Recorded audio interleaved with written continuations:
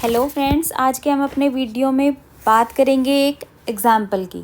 आपको याद होगा हमने सबसे स्टार्टिंग में ट्रिग्नोमेट्रिक रेशोज़ के बारे में पढ़ा था।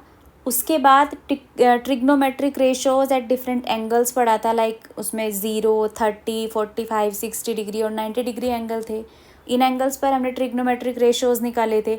उसके बाद हमने पढ़ा था ट्रिग्नोमेट्रिक रेशोज़ जो हमने निकाले थे उसको एक टेबल में पुट करके उनकी वैल्यूज़ निकालना, मीन्स उनकी वैल्यूज़ को कैसे हम याद रख सकते हैं।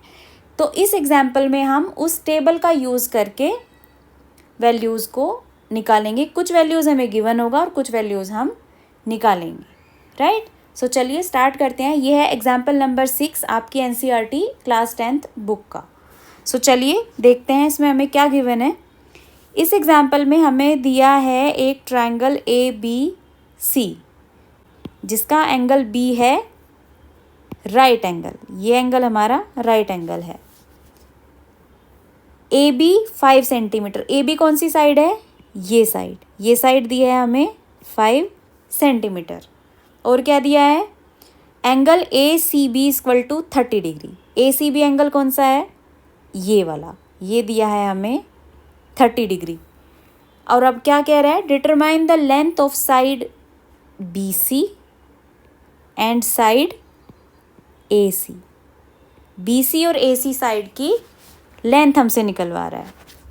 सो अब हम चलिए इसको सॉल्व करते हैं।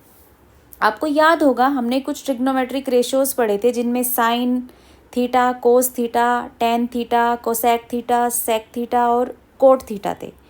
और उनमें हमने पाइथागोरस थ्योरम का यूज़ किया था उनके रेशोज़ को निकालने के लिए।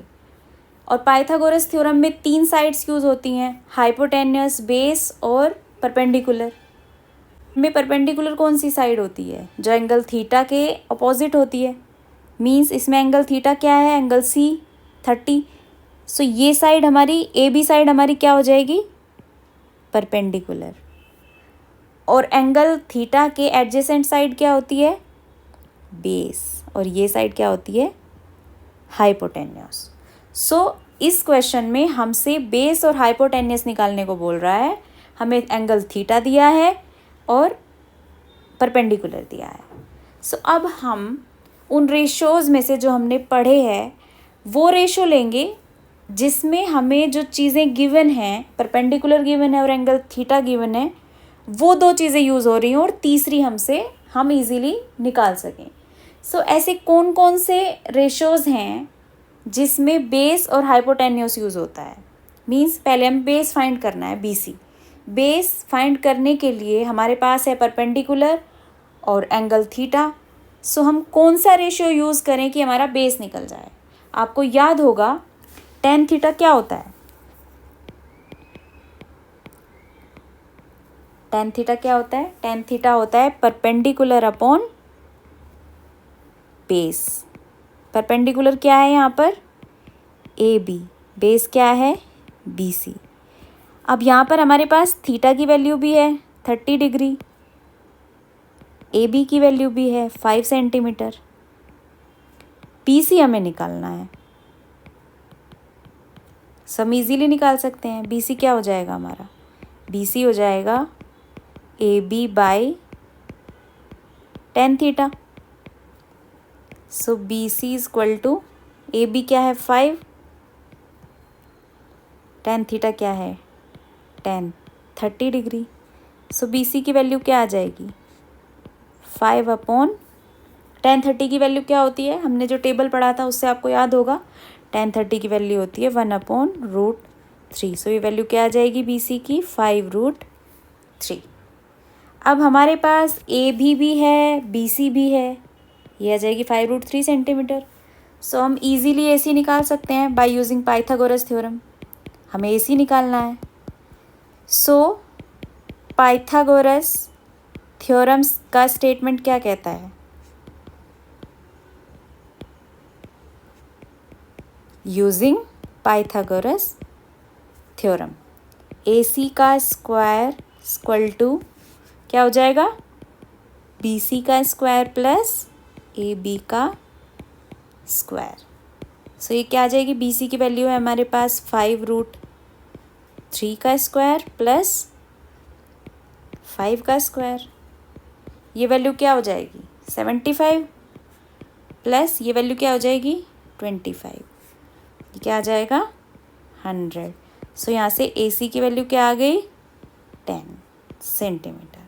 और यही हमसे पूछ रहा था इस एग्जाम्पल में। हमने AC की वैल्यू भी निकाल ली है और BC की वैल्यू भी निकाल ली है। BC क्या है हमारा 5√3 सेंटीमीटर। सो इसी तरीके से हम इन रेशियोज़ का यूज़ करके इजीली, अगर हमें वैल्यूज़ याद हों उस टेबल की वैल्यूज़, टेबल में जो एंगल दिए हैं, सो हम इजीली कुछ ही मिनटों में किसी भी एग्जाम्पल को सॉल्व कर सकते हैं।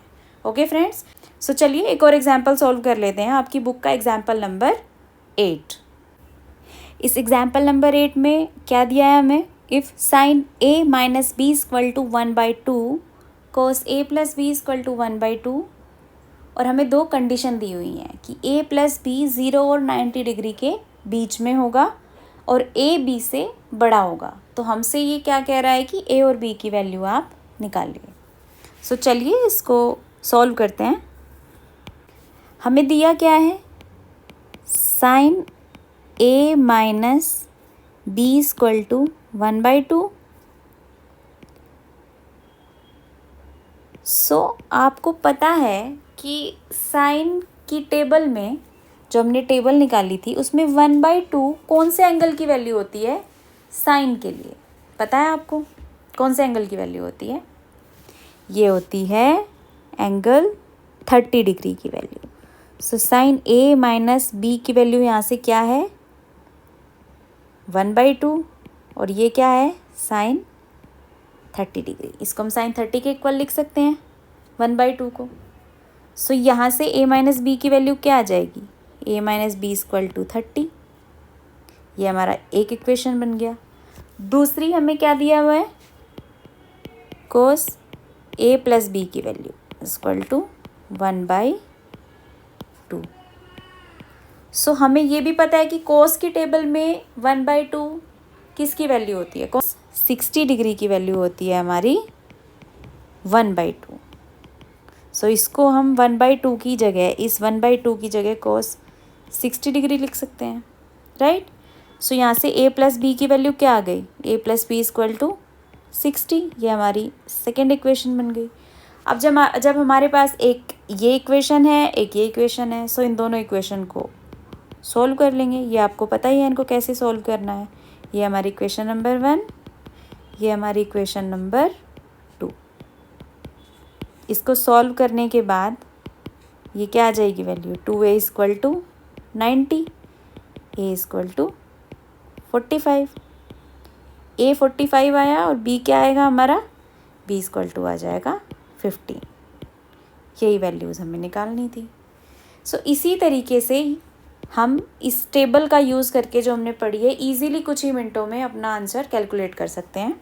ओके फ्रेंड्स, अगले वीडियो में मिलते हैं एक नए टॉपिक के साथ, जो कि होगा हमारा trigonometric ratios of complementary angles. तब तक के लिए बाय बाय, थैंक यू।